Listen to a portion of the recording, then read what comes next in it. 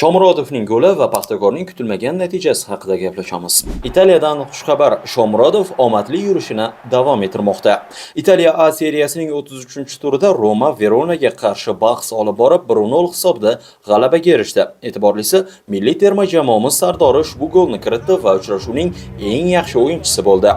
Istiqlolni yondirgan muxlislar qarshisida Neftchi antirekordni urib qo'ydi. Superliganing 6-turida O'zbek El Clasicosi deya nom olgan Neftchi va Paxtakor uchrashuvi bo'lib o'tdi. Jahongir Ortiqxo'jayev ham maydondan o'yinni bevosita kuzatdi.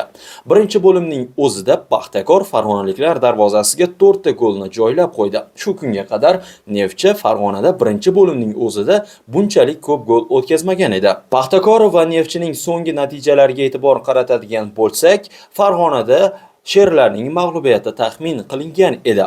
Lekin uning aksi bo'ldi. O'yin yakuniga qadar 0-4 hisobi saqlanib qoldi.